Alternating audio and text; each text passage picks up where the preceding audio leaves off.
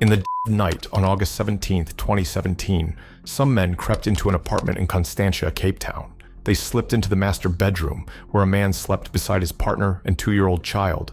Without mercy, they shot him dead. This wasn't just any man. It was Brian Weinstein, who was known across continents as the Steroid King.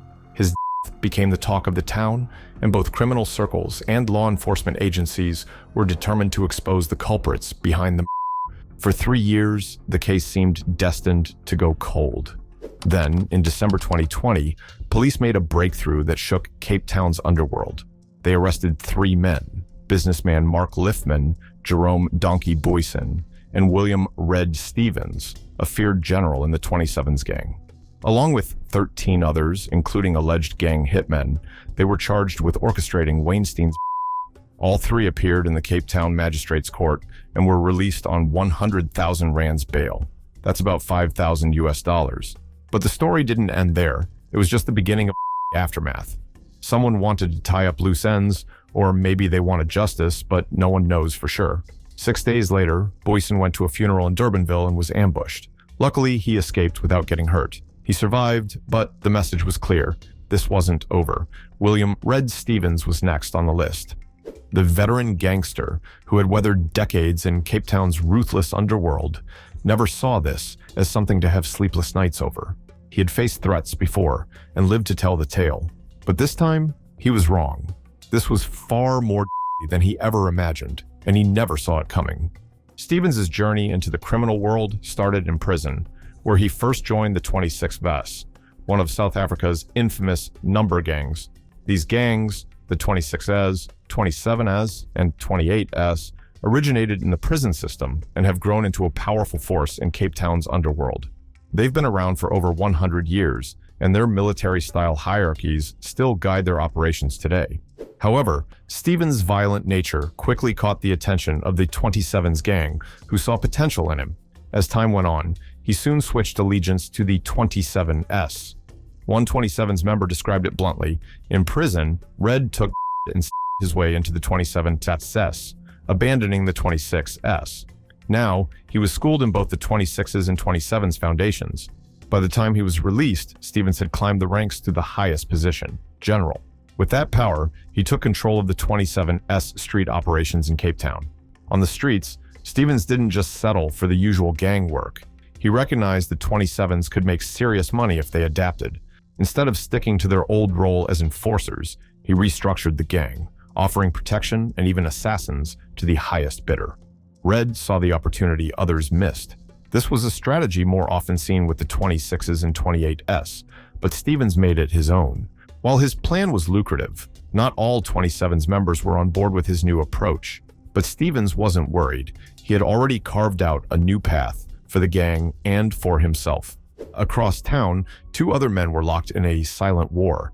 Mark Liffman carried himself like a businessman, but beneath that polished exterior, his empire was built on something far less respectable. Real estate has long been a common avenue for criminals looking to launder illicit funds. By acquiring properties and businesses, underworld figures could mask the origins of their money.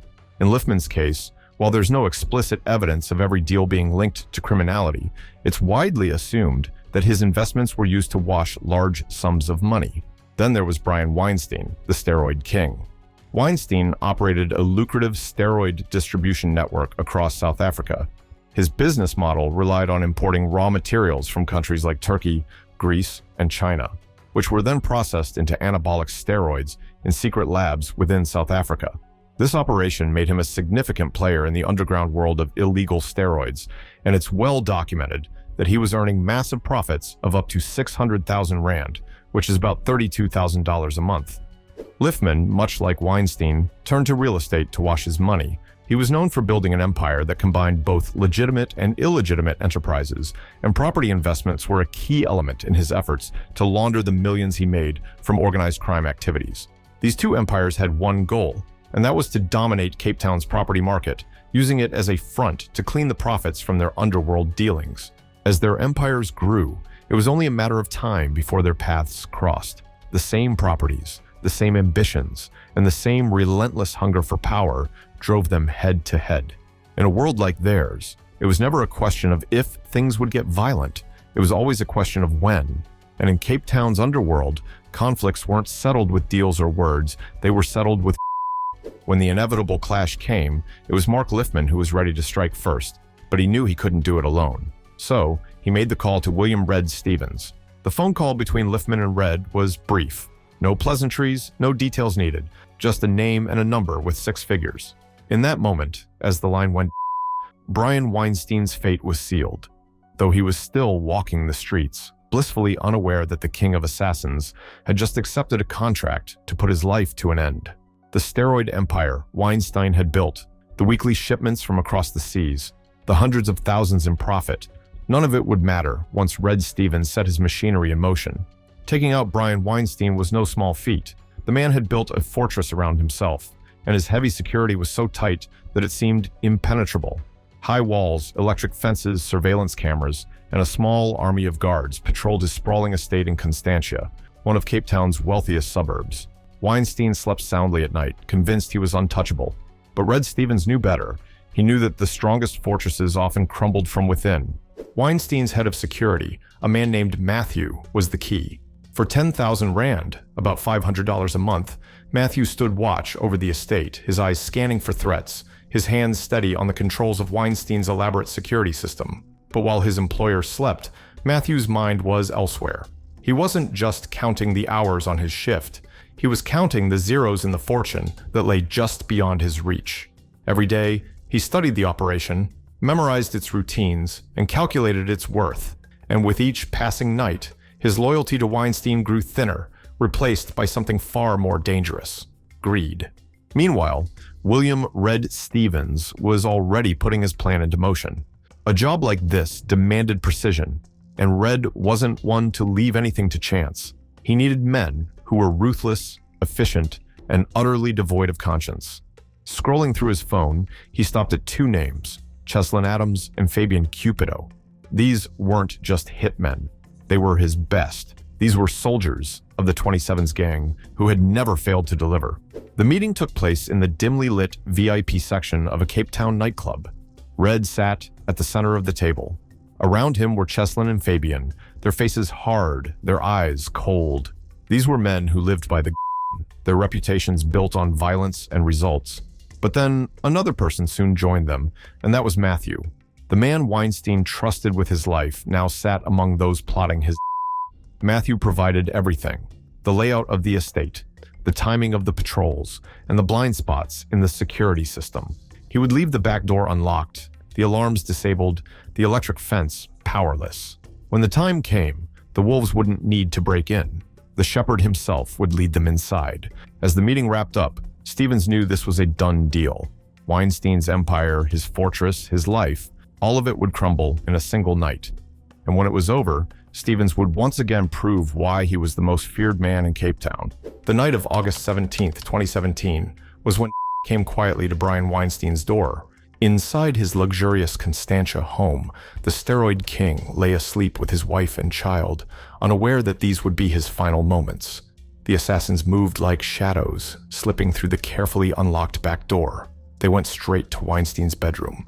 The door creaked faintly as they pushed it open, but the sound wasn't enough to wake him. In the dim light, they saw him lying there, vulnerable and unaware. Without hesitation, they 5 times. Weinstein's wife and child woke to the sound, but by then it was too late. They could only watch in horror as the life drained from the man who was both husband and father. The assassins didn't touch them. Their job was done. For Red Stevens' men, it was just another contract fulfilled. The steroid king was and his empire was left in ruins. Mark Liffman sent Red 250,000 rand, roughly $13,000 as they had agreed. For a moment, everything seemed like business as usual. But what Red didn't realize was that the violence of that night had set off a chain of events that would eventually bring his own empire to the ground. The South African anti-gang unit swooped in on the case like hawks circling their prey. It didn't take long for them to catch one of the man, abandoned by the brothers he once trusted, was left with a choice: stay loyal and rot in prison, or betray the gang and save himself. He chose betrayal. The dominoes began to fall. One by one, the names came out: Mark Liffman, Boyson, and finally, William "Red" Stevens himself. They were arrested and their mugshots flashed across the news. Though they posted bail of 100,000 rands, roughly $5,500, to buy them temporary freedom, the damage was already done. The foundation of their criminal empire had cracked, and the walls were beginning to crumble. On the streets, whispers spread like the 27's gang, once a brotherhood bound by tradition and honor, was now divided. Many of its members were angry, particularly those who had never aligned with Red's vision. They had warned him about straying from the old ways, about turning their brotherhood into a business. Now, their worst fears had come true.